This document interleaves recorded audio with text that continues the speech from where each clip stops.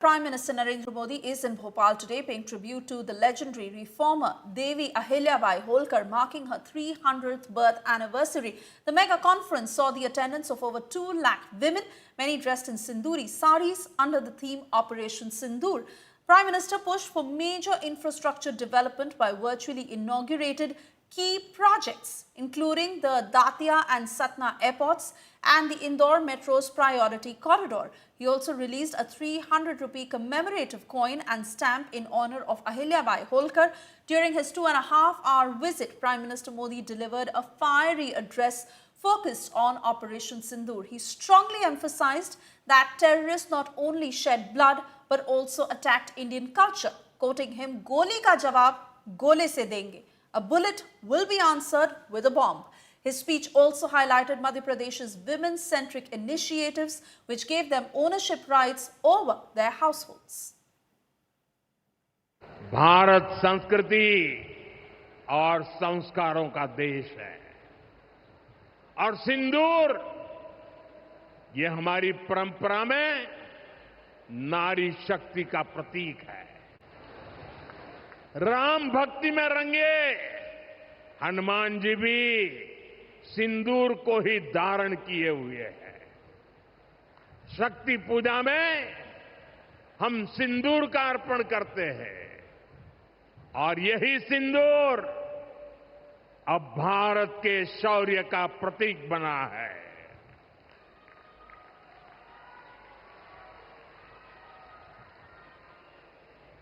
साथियों, पहलगाम में आतंकियों ने सिर्फ भारतीयों का खून ही नहीं बहाया, उन्होंने हमारी संस्कृति पर भी प्रहार किया है।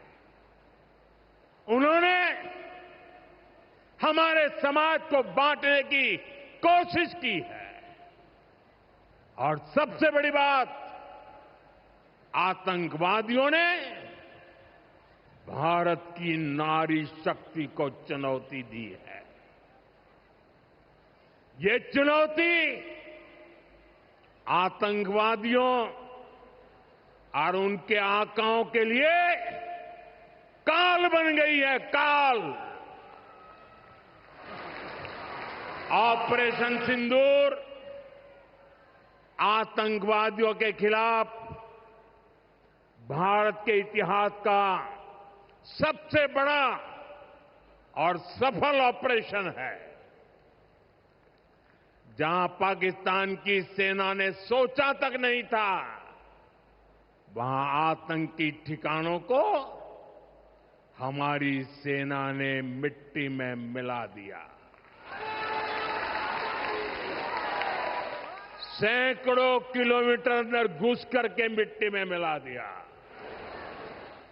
ऑपरेशन सिंदूर ने डंके की चोट पर कह दिया है कि आतंकवादियों के जरिए छद्म युद्ध, प्रॉक्सी वॉर नहीं चलेगा। अब घर में घुसकर भी मारेंगे और जो आतंकियों की मदद करेगा उसको भी इसकी भारी कीमत चुकानी पड़ेगी। अब भारत का एक एक नागरिक कह रहा है, 140 करोड़ देशवासियों का बुलंद आवाज कह रहा है, अगर तुम गोली चलाओगे तो मान के चलो, गोली का जवाब गोले से दिया जाएगा।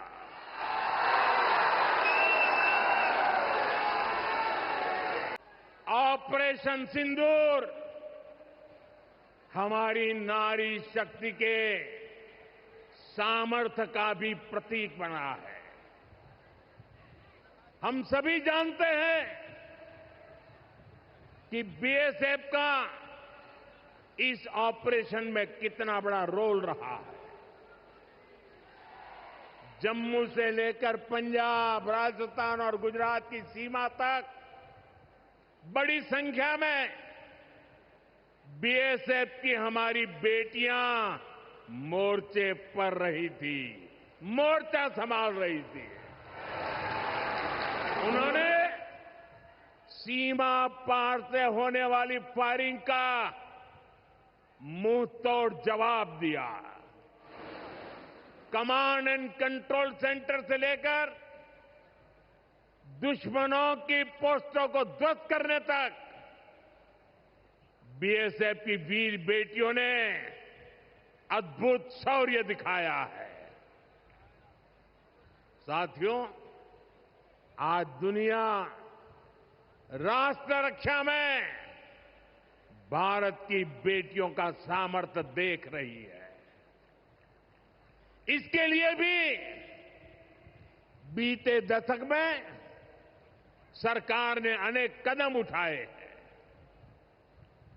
स्कूल से लेकर युद्ध के मैदान तक आज देश अपनी बेटियों के शौर्य पर अभूतपूर्व भरोसा कर रहा है। हमारी सेना ने पहली बार सैनिक स्कूलों के दरवाजे बेटियों के लिए खोले हैं। 2014 से पहले एनसीसी में सिर्फ 25% कैडेट्स ही बेटियां होती थी। आज उनकी संख्या 50% की तरफ आगे बढ़ रही है। आज अगर बेटियों की शादी की उम्र की चर्चा करें तो हमारे देश में कुछ लोगों को सेक्युलरिज्म खतरे में दिखता है। उनको लगता है ये हमारे धर्म के खिलाफ है। ये देवी अहल्या जी देखिए, मातृशक्ति के गौरव के लिए उस जमाने में बेटियों की शादी की उम्र के विषय में सोचती थी। उनकी खुद की शादी छोटी उम्र में हुई थी, लेकिन उनको सब पता था कि बेटियों के विकास के लिए कौन सा रास्ता होना चाहिए। ये देवी अहल्या जी थी, उन्होंने महिलाओं का भी संपत्ति में अधिकार हो,